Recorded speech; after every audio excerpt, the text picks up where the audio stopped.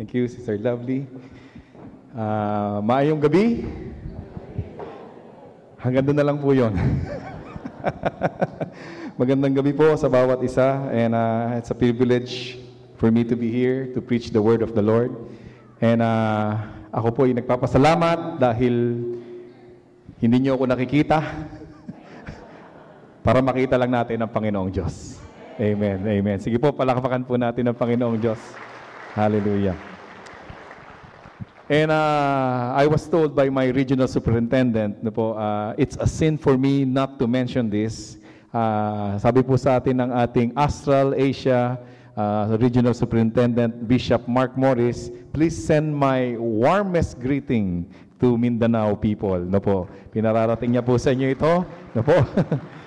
Amen. At kasalanan po para makalimutan ko po yun. At ako rin po ay bumabati po sa inyo ng magandang gabi at ako po ay blessed na blessed. At yung akin pong sakripisyo for coming here and the team, it's no match to your sacrifices. Kaya ako po ay bago ako magsimula, sumasaludo muna ako sa inyong lahat. At kung katabi mo ay hindi mo kakilala o kakilala mo, pwede bang saluduhan mo siya sandali, Dahil yan po ay nanggaling sa malayong lugar, At huwag mo lang uutangan mamaya, ha? Saluduhan mo lang dahil malaki po ang sakripisyo niya, Malaki po ang sakripisyo. Amen. So tonight, what's my purpose of being here? My purpose of being here is to impart. I want to impart a spirit. This is what I want to do. I want to influence you to be more passionate to the Lord. So for 3 nights, I pray na tayo po nandito ay hindi na mabawasan, tayo pa po ay madagdagan, because this teaching that I'm going to share for 3 nights, it would be a series, a series of teaching. And this will talk about the life of Eli or Eli. Do you know the life? Do you know Eli, the high priest? Ito po ang ating pag-aaralan. At sige po, bago po ako magsimula, let me show you this video. I hope we will learn something from this video.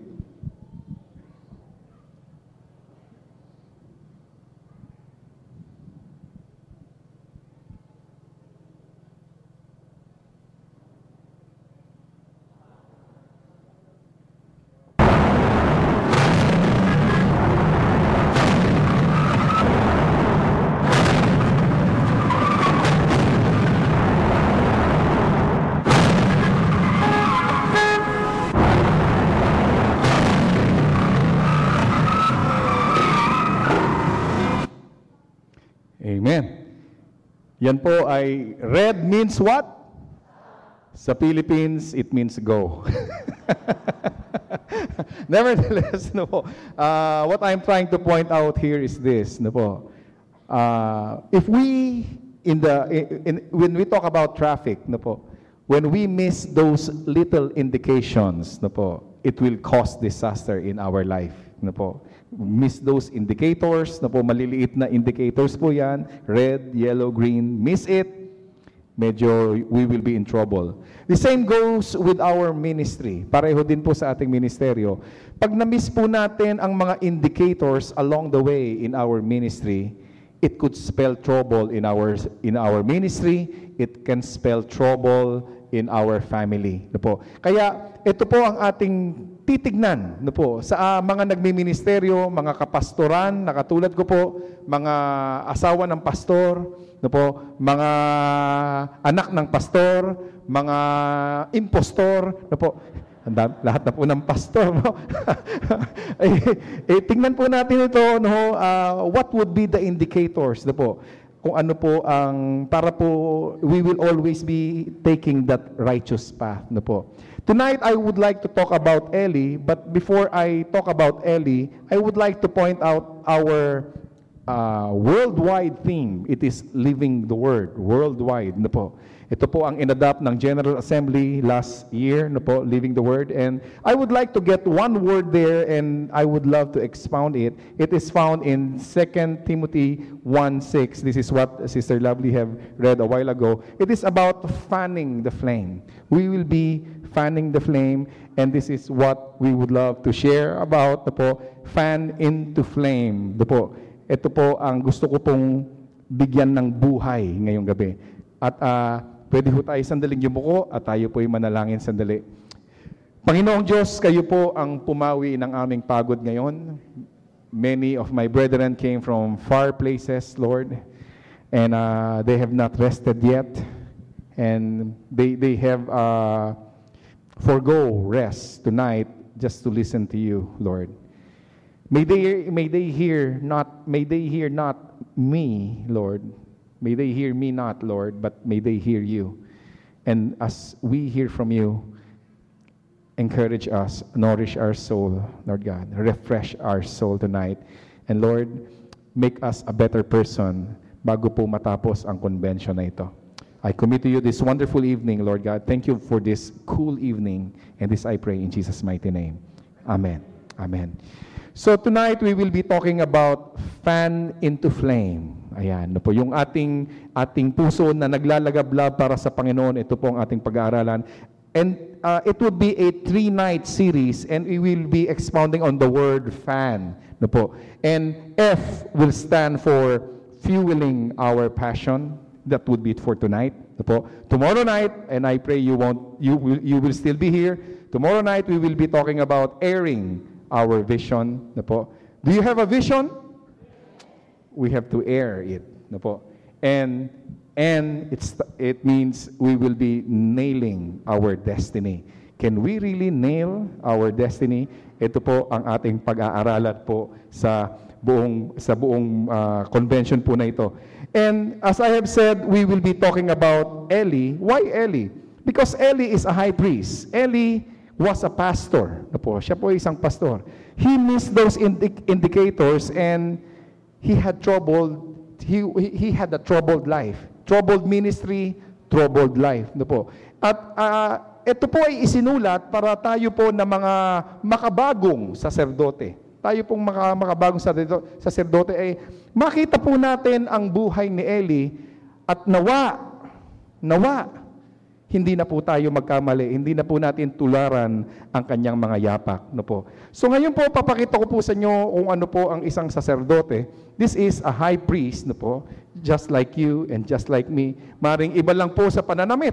Maring nag-iiba lang po ang pananamit dahil sa panahon. Ayan, no po. Pag nagsuot ka pa ng ganyan ngayon, nako, baka daling ka na sa mental. No. Nag-iiba po ang panahon, iba po ang sinusuot ng tao. No.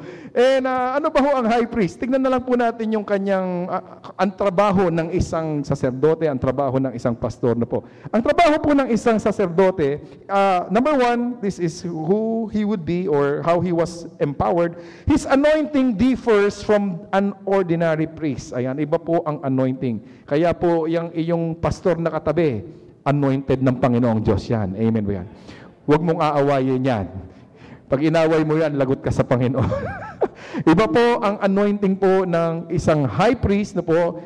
Ito po, I will read it to you in Leviticus chapter 21 verse 10. And it says here, the high priest, the one among his brothers who has had the anointing oil poured out on his head, iba po siya, sa ulo po siya binubuhusan ng anointing, and who has been ordained to wear the priestly garments must not let his hair become unkempt or tear his clothes. This is the anointing of the priest. Ito po ang anointing ng mga manggagawa ng Panginoong Diyos.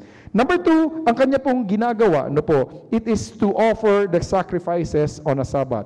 Sa ating pong panahon ngayon, sa Sunday, po sila po, Sabbath, it would be a busy day for them. Sa atin po, ang Sunday is not a rest day for us. Amen ho ba yun? Sunday is not a rest day. Sunday for us is the busiest day. No po, ito po ang pinaka-busy. Dito po tayo nagtatrabaho. Ang kapahingahan po ng mga pamilya, no po, ng hindi po mga pastor, yun po ang hindi po holiday sa atin. Ganun din po sila. No po. Let me move on. Number 3, ano po ang kanya ginagawa? To perform the service of the Day of Atonement once a year. He would be interceding for the people. We would be interceding for the congregation. Pastors, we will be interceding for our council, for our co-pastors, for our church members. We will be interceding for those who are sick. Tayo po ay nag-i-intercede para makaahon po sa hirap ang ating pong kongregasyon. We intercede for these people. This is our job. And number 4, ano ba ho at para sa akin po itong pinakamabigat, isa sa pinakamabigat. The priest, he would be inquiring from God, to inquire God's will by the Urim and Thummim in the breastplate of his office. He would be asking for direction. Ang mga pastor po, siya po ay personally, ako po ay nahihirapan gumalaw. Nahihirapan po akong gumalaw kung wala pong direction from God. I need to hear. I need some confirmation before I move forward. Kailangan po meron pong basbas ng Panginoong Diyos. The same goes with them. Kailangan meron po silang signs that God is with them. Through Urim and Thummim. Right now, in our days, Urim and Thummim is parang hindi na po natin alam. So I tried to make a research. Ano ba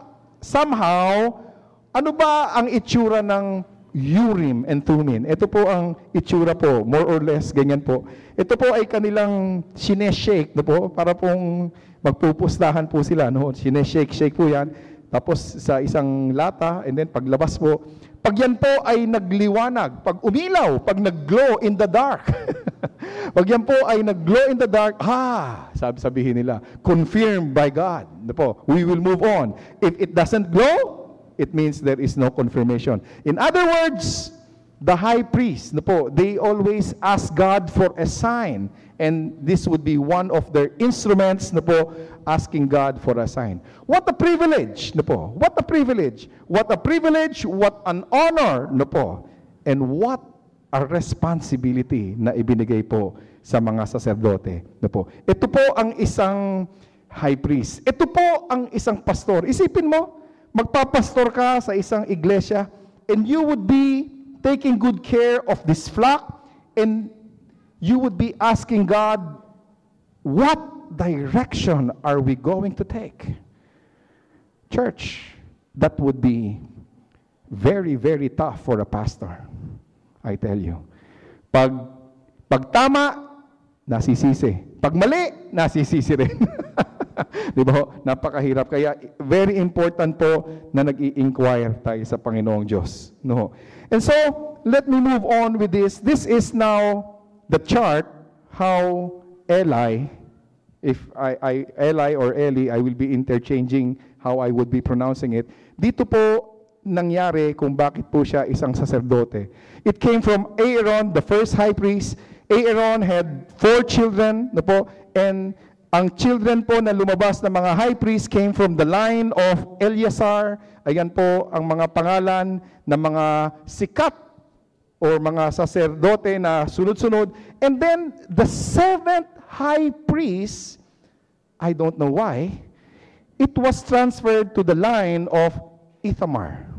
Na-transfer po sa line ni Ithamar. Siguro nagkaroon dyan ng politika.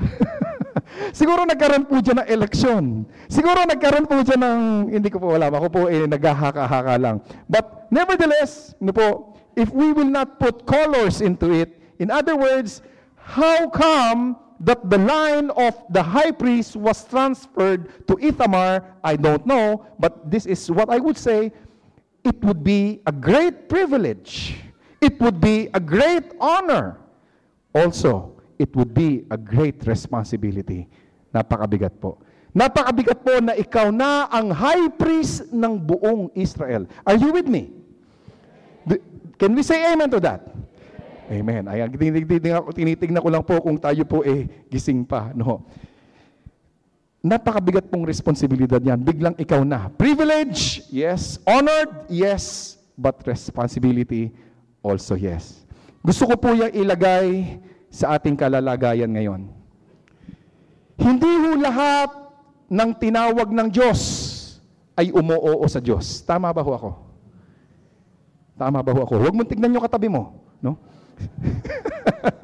Ulitin ko ho yung sinabi ko. No? Hindi po lahat ng tinawag ng Diyos, narinig niya ang Diyos, narinig niya, hindi lahat ng nakarinig sa Diyos, oo sa Diyos. Nauunawaan niyo po ako, no? At hindi rin po lahat ng nakarinig at umoo sa Diyos. No po, nakarinig siya, umoo siya, hindi lahat po yan i-embrace, hindi niya i-embrace. At lahat naman po ng nakarinig at in-embrace ang tawag ng Diyos. No po, narinig niya, in-embrace niya ang tawag ng Diyos. Hindi po lahat ay magiging steady sa gawain ng Diyos. Can I say that again? No po, narinig niya, umuo siya, in-embrace niya yung tawag ng Diyos. Pero habang siya po ay nagministeryo, hindi lahat magiging steady sa gawain ng Diyos. Pang-apat po, hindi po lang lahat ng nakarinig at in-embrace at naging steady. Steady siya sa gawain ng Diyos. Steady siya sa ministeryo. Hindi lahat magiging passionate para sa Diyos. Hindi lahat. Kukunti lang po yung umoo, lalong kukunti po yung yumakap, no po, kukunti lang po yung naging steady. Kanina po may nalaman ako na isang pastor sa Mindanao, hindi naging steady. Nalulungkot po ako. No, hindi naging steady. At sa mga steady, tignan mo nga yung katabi mo, tanong mo nga siya, steady ka pa ba? Baka hindi ka na steady. Kailangan steady ka eh. At nawa ang lahat ng mga nagiging steady sa tawag ng Diyos, nandun yung passion niya. Konti na lang po yon. Ito pong si Eli, titignan po natin kung meron pa po siyang passion, no po. Meron po minsan na isang pastor, no po. Ito po ay senior sa akin na pastor. Minsan kami po ay nagkaroon ng pagbubulay-bulay, nag-usap. O sabihin ko na lang po, I want to be frank with you, I want to be honest with you. Nagkaroon kami ng pagtatalo. We had this argument, no po. Why? Because he told me, he said, you know, being a pastor, it is a noble calling. Sabi niya. Sabi ko sa kanya, Pastor, with all due respect, I would like to say that I disagree with you. Sabi ko sa kanya. He asked me, why? I told him, because Pastor, if it is just a noble calling, I cannot accept that. Being a pastor is not just a noble calling for me. Being a pastor is a divine calling. Sabi ko sa kanya, divine calling ang pastor. Because kung hindi po ito divine calling, sabi ko, hindi ko iiwanan yung hanap buhay ko. Kung ito ay noble calling lang. Kaya ko po naiiwanan ang aking hanap buhay dahil ito ay divine calling.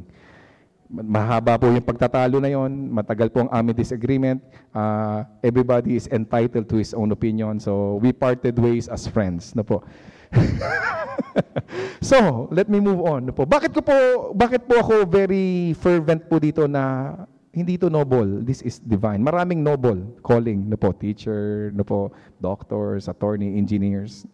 Bakit iba ang pastor? Bakit divine?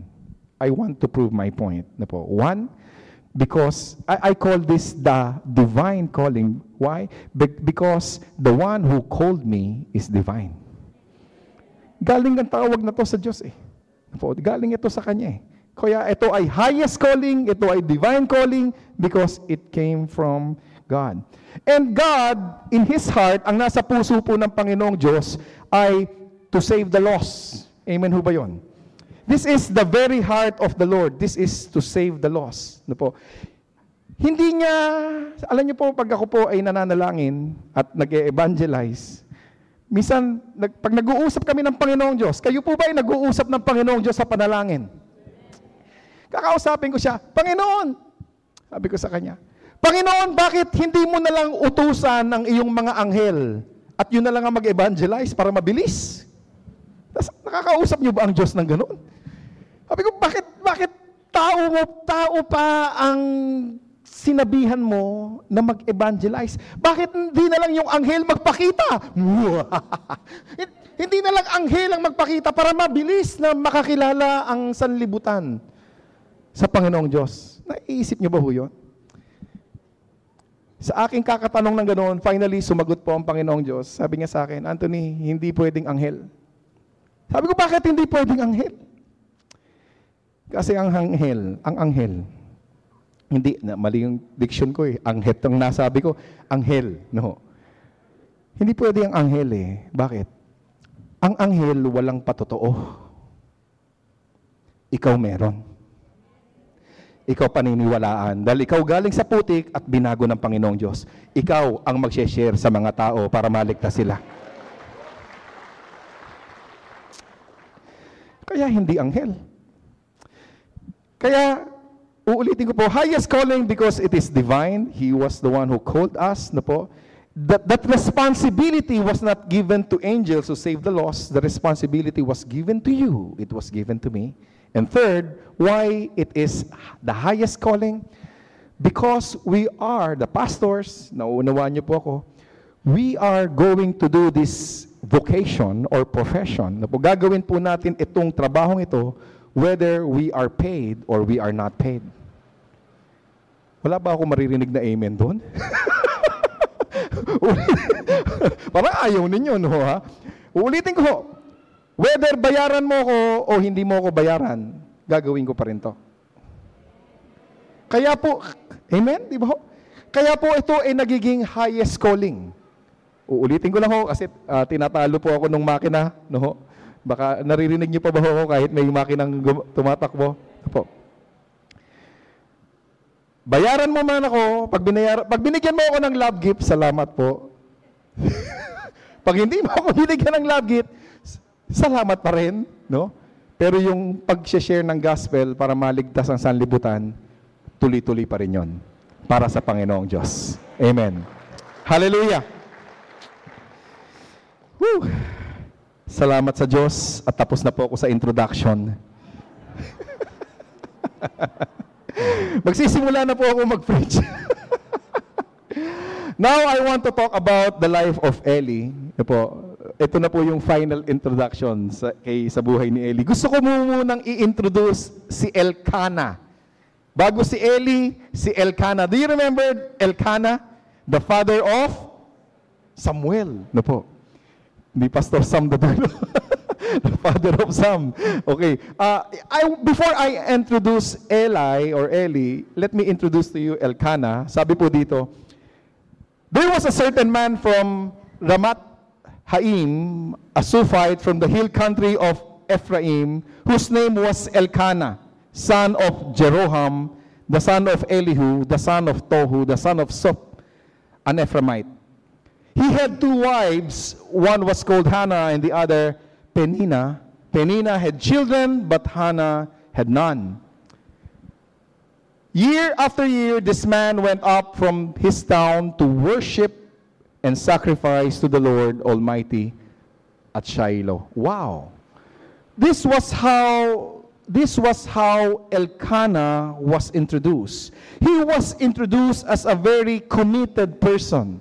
Elkanah was introduced as a devoted person. Elkanah was introduced as a man who worships God. Sabi ko, wow. Gusto ko po pag ako po ay inintroduce, no po. Pag ako po ay if I would be 6 feet under the ground, no po, at maaalala po ako ng tao, this would be a good way that people will remember me. A worshiper, no po. A person who have sacrificed so much for the work of the Lord. Ito po ang pagkaka-introduce po kay Elkanah. Now, let me show you. Siguro po, pwede ho kayang mapahinto yung makina sandali. Ayan. Salamat po. This time, how was how was Eli introduced? Let me read to you now how Eli was introduced. Sabi po dito, this is now Eli. Now Eli, the priest, was sitting on a chair by the doorpost of the Lord's temple.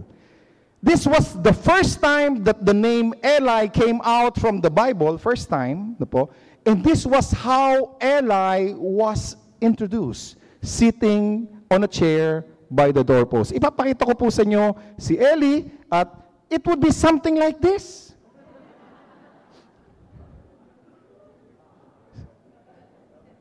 Sitting on a rocking chair. Ano ba ho sa Bisaya ang rocking chair? Tumba-tumba? Yung ba, pareho ba ho tayo ng tawag? Tumba-tumba. Sitting on a rocking chair by the doorpost, and he was just there.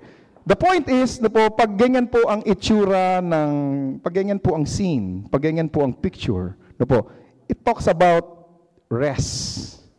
It talks about retirement. It talks about doing nothing. It talks about no business. Yan po ang ibig po sabihin niya. Kaya, kailan ba ang retirement mo, kapatid? It talks about rest, it talks about retirement, it talks about doing nothing, it talks about no business. You know, I was, minsan po nasa United States po ako, meron po akong nakitang isang sign. Sabi po ng sign na yon, warning, a business without a sign is a sign of no business. Diba? A business without a sign is a sign of no business. Kaya alam niyo po na parang biro, di ba ho? Parang biro. Kaya tignan niyo po ang mga negosyo. Lahat yan may sign. Paggabi may liwanag pa sila, di ba ho? Kasi a business without a sign is a sign of no business. Kaya ito po parang biro pero may katotohanan po sa mga biro. Kaya nung ako po naging pastor, I make sure that the church, meron pong signage ang church. Because a church that has no sign is a sign that there is no church. kaya may mga sign ba ho ang ating mga simbahan? Uy, talaga papasyal ako sa inyo. Make sure na meron pong sign, may mga signage po, maliwanag ang ating mga iglesia, ang ating seminaryo. Pag walang sign, it's a sign that there is no business. Baka magtataka ka, ba't walang tao? Baka walang sign. Ayan, so importante po ang sign. So, let me move on. Ano ba yung pinag-uusapan na natin? So, in other words, this is Eli. And number one, Eli, first time he was introduced, Eli was just sitting around. Great privilege, honor to be the high priest, great responsibility, but what did he do? After sacrificing a lot of things, you have sacrificed a lot of things also. But for Eli, he just sat around. I think the light is back, but let's keep it this way. Is it all right? Let's keep it this way, no? Para okay naman po tayo ng ganito. Kahit hindi nyo na po makita, that's not important. No? Eli was just sitting around. I have this joke. Ako po may joke sa aking buhay. Sabi ko, I am so busy doing nothing. Joke ko po sa sarili ko yun. No? Alam niyo po, let me, again, I share this with all modesty.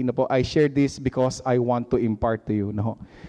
Long time ago, nung maliit pa ho ang church ng Dasma, alam po ito ng aking mga anak, in a day, I work more or less 20 hours in a day. Inaabot po ako ng madaling araw, inaabot po ako ng gabi, madaling araw, just to share the gospel. I remember vividly that there was a time, ako po ay mag-share sa parlor. Doon po ako nagpapagupit sa parlor na yon. Alam niyo po sa parlor, ang mga lalaki po doon ay lalakwe. Kaya mayroon po isang nagugupit sa akin at na-born again na siya. Ang pangalan niya ay si Tonet. Yung na-born again siya pala si Tony. Ayan, Tony pala siya. Ayan. So, sabi ko, Tony, pwede ba tayo mag-Bible study dito sa parlor mo? Sabi niya sa akin, Pastor, pwede. Pero kailangan maghintay tayo ng 12 midnight. It must be 12 midnight. 12 midnight?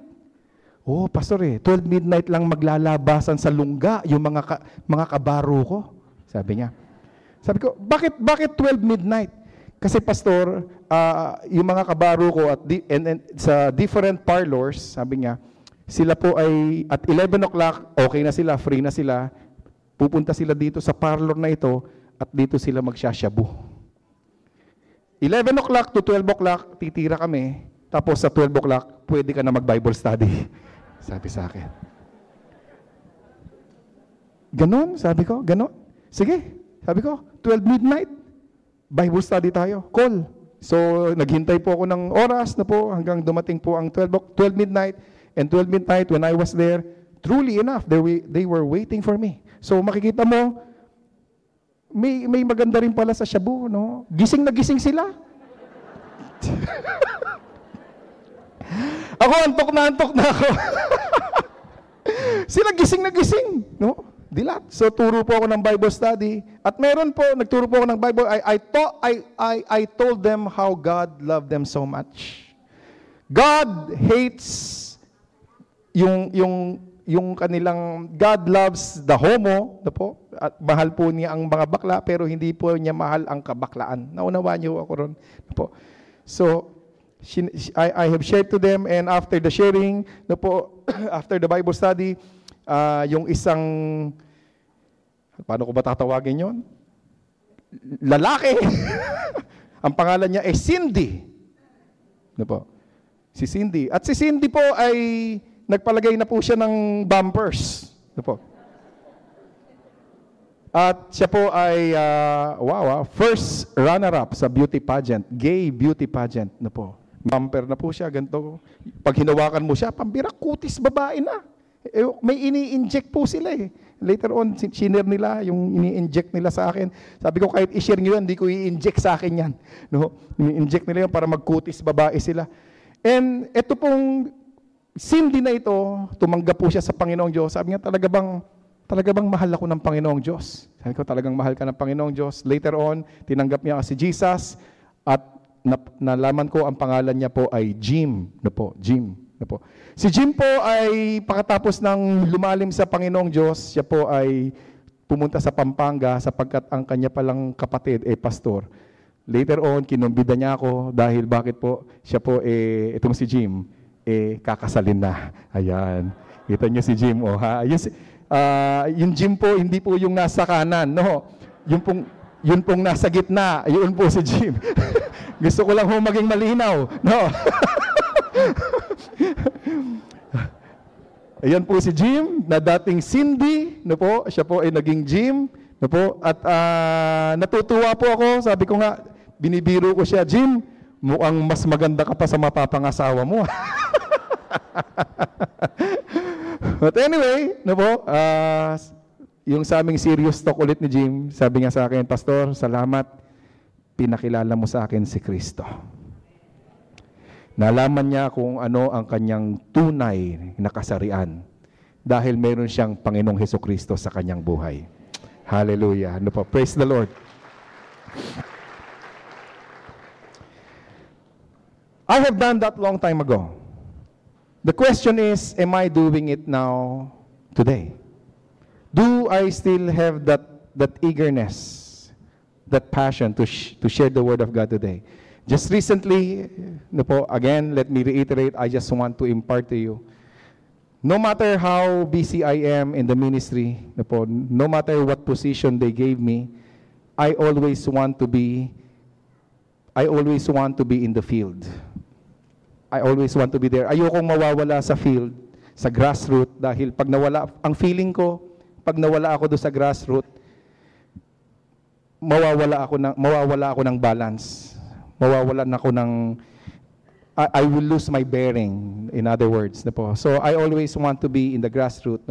So recently, I have this Bible study. I started with 1, I started with 2, mga estudyante. Now, ganito na po sila karami. Ayan na po ang mga estudyante. I'm sharing the Word of God to them. And habang andito po ako, nag-text po yung isa. Sino yung isa dyan? Paano ko ba ituturo? Ito po, nag-text po siya kanina because mga graduating na po to, HRM, sabi niya dito. Saan ba yun? Ayun, sabi niya dito. Sabi niya, babasahin ko lang po sa inyo dahil natutuwa ako. Sabi niya, "Good AM po, Pastor. Long time, no text na po. Hehehe." Miss na po namin kao. Graduation day na po namin today. And I just want to thank you po sa time na ibinigay ninyo sa amin, sa mga itinuro ninyo at itinulong. Thanks po dahil nandyan kao para sa amin, lalo na po sa akin. Di ko po nakakalimutan ang naitulong ninyo sa akin. And because of your advices, unti-unti na din pong nabibuild ang relationship namin ni Papa. Salamat po talaga, Pastor. And then, yung symbol na smile na po. It's nice to hear that lives of the youth are changing for the better. Ito po yung fulfillment ng isang pastor. Hindi po pera, hindi po yung love gift. Pero yung makita mo ang isang tao ay nagbabago, nagiging mas maayos sa harapan ng lipunan at sa harapan ng Diyos. Wala pong perang katapat yon, yung kagalakan na yan. Wala pong perang katapat yon. But for Eli, privilege, honored, binigyan ng responsibility, he was just sitting around. That was the first time he was introduced. Now let me read on. The next time that he was introduced, second time, ito po ang sabi, "In bitterness of soul, Hannah wept much and prayed to the Lord. And she made a vow saying, O Lord Almighty, if you will only look upon your servant's misery and remember me, and not forget your servant, but give her a son, then I will give him to the Lord for all the days of my life, and no razor will ever be used on his head." As she kept on praying to the Lord, second time the word Eli came out, Eli observed her mouth. That's all. While Hannah was praying hard, Eli was just observing. This is the second time, sige po, Eli was just observing. Kanina po, what was Eli doing? Eli was just sitting around. This time, Eli was just observing. Po. Why? Nakita niya ng hirap na yung isang tao. Hirap na. Nagkakandara pa na. Eli has the heart to just observe and do nothing. Just observe and do nothing. Paano yun? Paano pag nakita nyo yung Typhoon Pablo? Can we just observe and do nothing? Hirap nun, ha? Eli, it's easy for Eli to do that. If you have lost that passion in your heart, it's so easy to do it. Just do nothing. Just do nothing. There would be 1,000 ways to describe this word, compassion. 1,000 ways na po. Sa dami ko na pong nabasang libro, maraming pamamaraan para i-define ang compassion. But let me define it this way. Yung tamang pamamaraan para sa akin, no, how will I define compassion? Compassion for me, it means communion with God. Okay? Communion with God. Number 2, communicate with the people. Okay? We have to communicate. Baka hindi na po natin kinakausap ang ating leader, ang ating co-leaders, ang ating congregation. Let me say it again. Communion with God, communicate with the people, and then commitment to both. This is how I define what compassion is. Can I reiterate? Can you say it with me? Communion with God, communicate with the people, commitment to both. Pag hindi po ganito ang definition ng compassion sa ating buhay, Pag hindi po ganito ang definition ng compassion, there would be the other side, the dark side, how I would be defining compassion. Na po? Una po, it would be complacency. Ibig sabihin, come what may.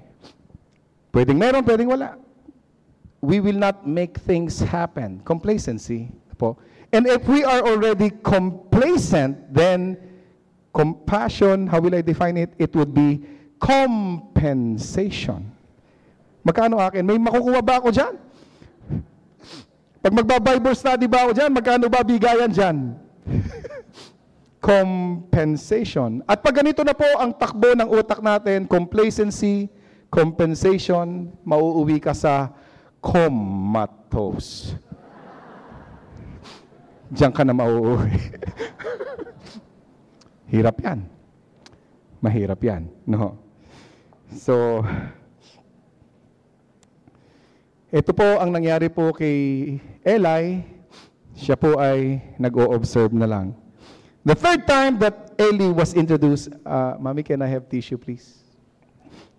The third time that Eli was introduced, let me read it to you. Sabi po rito, Hannah was praying in her heart, and her lips were moving, but her voice was not heard. Alam niyo po yung wala ka nang maiiyak, wala ka nang maisigaw, normal na normal po sa babae yon. Ano po? Thank you. Thank you so much.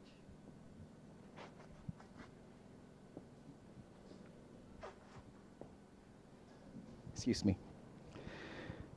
Hannah was praying in her heart, and her lips were moving, but her voice was not heard. Wow, hirap na to sa loob niya. Tignan niyo po ang reaction ni Eli. Eli thought she was drunk. Kasi inobserbahan lang eh. No? Eli thought she was drunk and said to her, "How long will you keep on getting drunk? Lasinggero ka kasi. Get rid of your wine." Third time Eli was introduced, Eli thought and made a wrong conclusion. He was sitting around, he doesn't bother to rise from his seat, from his rest. He was just observing, and when you are just observing, he thought and made a wrong conclusion. Mali ang kanyang desisyon, mali ang kanyang discernment. Bakit? Wala nang compassion. Mas mabilis na palayasin na lang yan. Alam niyo po, I have talked to a German. Sabi po ng German, ang kanyang opinion, the German language is the perfect language. Opinion niya yun. Sabi ko, talaga? Akala ko, Bisaya ang perfect language. Sabi ko, the German language is the perfect language. Sabi niya, tignan mo, bakit? Sabi ko, bakit perfect language ang German? Sabi niya kasi, look, sa isang Ausgang for them, it means exit for cars. Car exit. Very specific po sila. Car exit, autogang. Ayan. Pag exit ng tao, ang tawag po nila Notausgang, pang tao yan, it means exit ng people. Very specific po sila. Sabi ko, paano pag yung magaling sumayaw? Sabi ko, siguro, Gangnam Style. Sabi ko lang naman yon. Baka mali naman ako.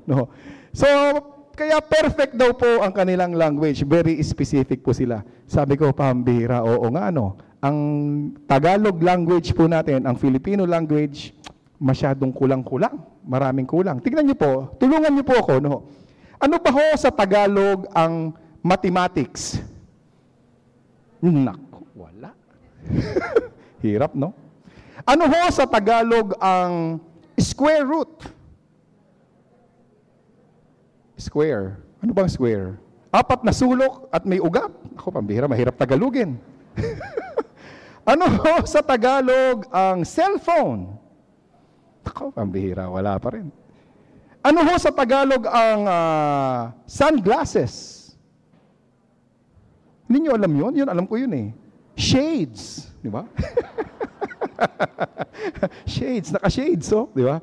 Well, ang Tagalog language po, kulang-kulang.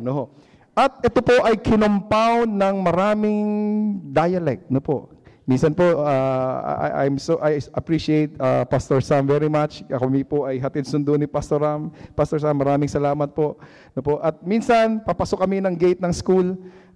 Nakasarado po yung gate. At nung binuksan ng gate, sabi niya, ano ba yung sabi niya? Sabi niya, parang sa bata, sabi niya, ayaw isara. No? Ayaw isara. Yung pala sa inyo, yung sa amin na huwag, sa inyo ayaw na. Sabi ko, layo talaga. Sa amin, wag lang eh. Sa inyo, ayaw na. Masyado pong malayo, magulo sa utak. No? Tapos, amin po, yung salitang batasan, sa amin, batasan, pambansa. Dito, ang batasan, ano ho? Karakter. Sabi ko, talagang hindi tayo magkakaintindihan. Anyway, no po, compounded, no po, masyadong complex ang salitang Tagalog, ang ating mga dialect, at it was compounded further sa mga salitang baka, siguro, parang, akala. Lalong hindi nagkakaintindihan na po. Unless we make that intention, yung initiative na talagang unawain yung tao. Pag hindi po tayo nag-extend talaga ng pangunawa, ng compassion, hindi lang tayo sitting around, hindi lang po yung just observing, so that we will not just be thinking. Unless we reach out, then we won't really understand each other. Napakahirap po, no? Finally, ito po ang pang-apat na introduction ni Eli, or ni Eli, pang-apat na introduction, verse 15. Not so, my Lord, Hannah replied. I am a woman who is deeply troubled. I have not been drinking wine or beer. I was pouring out my soul to the Lord. Do not take your servant for a wicked woman. I have been praying here out of my great anguish and grief. You know what happened? When Eli knew about that, fourth time Eli was introduced, Eli answered, go in peace, and may the God of Israel grant you what you have asked of him. Sige, okay na yan. Alis ka na. Eli answered, fourth time, Eli answered, and didn't care to know more. Wala na. Hanggang doon na lang yon. No. Yan po ang malaking problema. Nawawala po yung ating passion. Mga kapastoran, mga kamanggagawa, pag sa ating pong buhay, hindi po natin nakita ang mga indicators na ito. No po, itong apat na indicator, sitting around, just observing, he thought and did not, he made a wrong conclusion and he answered and didn't care to know. If we miss this indication, no po, it would be death to our faith. It would be death to our churches. Pag nawawala po yung passion. Unless we fuel this passion, we fan this passion. Unless we sige, AJ, bring it out. Unless we fan it, let's fuel it. Pag hindi po, kamatayan po natin ito. Minsan po, mayroon pong pumunta sa church. No po. Ako po ay nagpapastor po doon sa iglesia, sa Dasma. Minsan po, mayroon pong isang manggagawa na humahayo. Kasi po, gusto ko po araw-araw may humahayo. Yun po ang... Kaya po ako nag-resign. No? Kaya po ako nag-resign sa aking magandang hanap buhay. Dahil gusto ko pong nasa kalye at humahayo. No? Yun po ang dahilan ho talaga. I want that my office would be the street. Nevertheless, the Lord had brought me to a church, a big church, and promoted me elsewhere. No po? And so I had this beautiful office already. Some of you have entered my office. It's very beautiful. No po? At minsan po, itong isang manggagawa na ito, naggaling sa initan. Babae po siya, galing sa initan. Meron siyang problema, so pumasok siya sa office. Meron siyang hinihinging, he would like to be counseled. No po. And when he entered my office, the problematic siya, when he entered my office, sabi niya, Pastor, kailangan ko ng counseling, sabi niya. At pagpasok niya sa aking opisina, sabi niya, Pastor, ang ganda pala ng opisina mo. Sabi niya sa akin, di tingin-tingin siyang ganon. Nakalimutan niya na yung problema niya. Nakalimutan niya na. Sabi niya sa akin ganito, wala na siyang nabanggit na problema. Ito na ngayon yung sinabi niya sa akin, Pastor, lugi naman kami sa iyo. Kami, nandun kami sa kalye, nagpapainit, nag-share ng gospel. Ikaw nandito ka sa magara mong opisina, nagpapalamig ka lang. Sabi niya sa akin gano'n, nakalimutan niya na yung problema niya. Tuwan-tuwa ako, nakalimutan niya yung problema niya. Ako po ay hindi po nagalit sa kanya, no po. At nag-usap kami. Sabi ko, Sister, gusto mo to? Sabi ko sa kanya, gusto mo to? Oo, lugi kami sa iyo eh. Sabi niya. Sabi ko, gusto mo to? Sabi ko, ngayon din. Sabi ko sa kanya, ngayon din. Hindi ako magdadalawang isip makipagpalit sa iyo. I want to be in the street, and if you want this chair, you can have it. Only, sabi ko, pangangalagaan mo ang 10,000 kongregasyon, sabi ko, aalagaan mo ang mga pastor, aalagaan mo ang mga leader, this chair is yours. Sabi ko, hindi ako magdadalawang isip na ipagpalit ito. No? Kasi gusto ko yung kalye. Kasi yung kalye, simple. Kasi yung kalye, walang mga away sa iyo doon na merong church politics, positioning, walang ganong problema doon eh. Doon kailangan nila si Kristo eh. Sabi ko, hindi ako magdadalawang isip makipagpalit sa iyo. Sabi ko, ano, gusto mo palit tayo? Sabi niya, Pastor, pag-iisipan ko muna. Ayaw naman pala makipagpalit. No po. Anyway, I have this video that I would like to show you because not only did God entrusted me with a church in Dasma, but He had entrusted me to take care of 723 churches nationwide. And during my commissioning night, na po, this was what I said. I would like to share this to all of you. If you have not watched this yet, I want to show you. And if you have watched it already, I pray that you will be reminded of this. Please play video.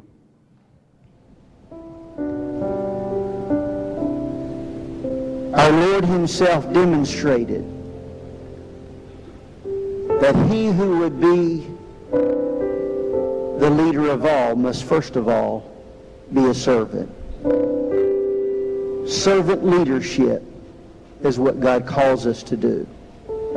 And just as He bowed to wash the feet of the disciples as a humble servant, so were we called to wash the feet of our saints that we are serving. The Word of God, the principles of the church, and the towel for service.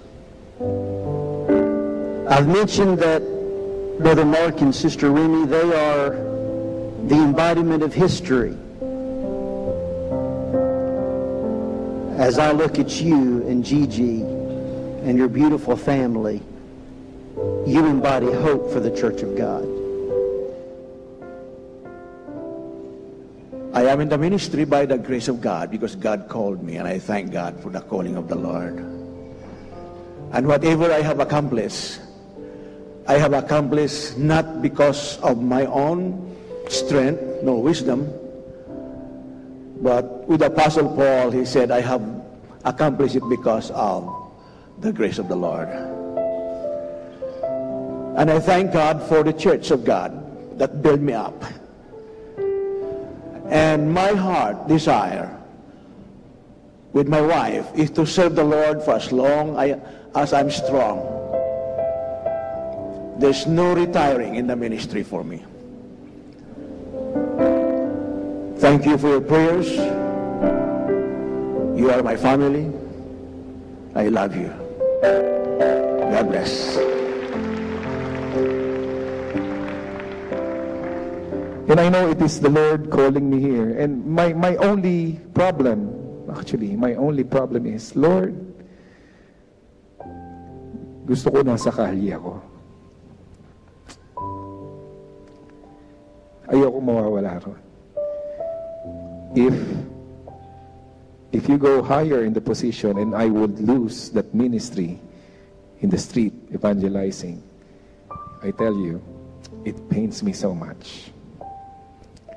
And so, it would be my joy if I see churches and leaders of this church would be doing something that, somehow I won't be able to do. If I could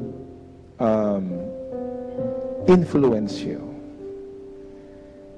go to the street, not only DASMA this time, not only MMR this time, but if I could encourage the churches, the 724 churches, to lead you to go to the street and evangelize, it would give me so much joy. If I forget this while I am in this office, please remind me. Feel free to remind me about this. If I forget this in my journey as a national overseer, if I forget this, please remind me. He must increase and I must decrease. It's not about me. It's all about Him. God bless you.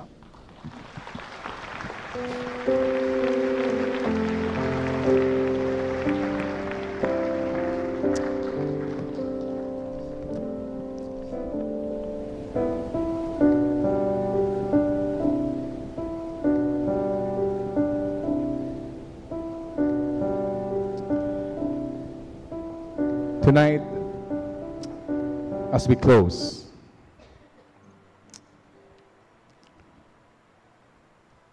I have this challenge to everyone.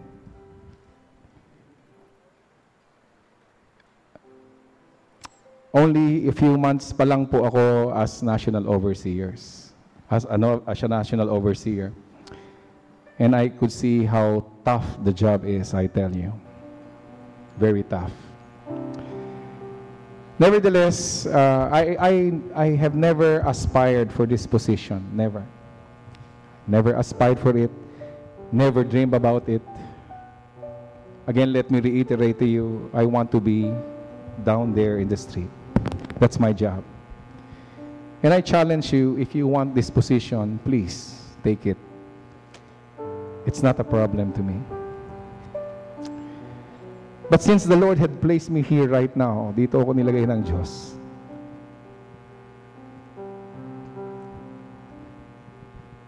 para maging masaya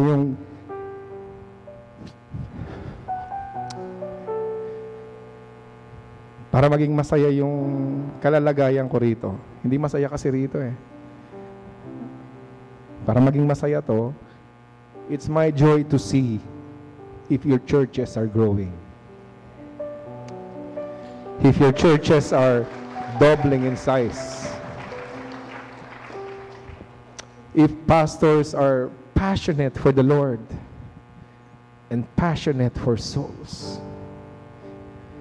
If this is my job now, if this is what God had appointed me to do,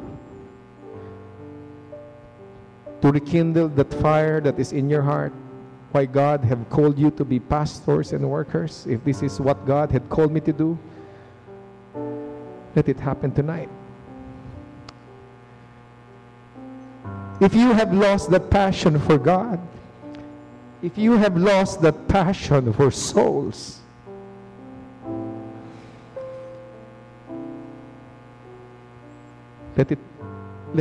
may you be on fire again tonight. May you be on fire again tonight. Because this is the very reason why God have called you. Not just to be a pastor and just to be behind the pulpit and settle problems here and there in the church structure, church government, while souls are dying out there. Kapatid, may this message bring you to your right senses again.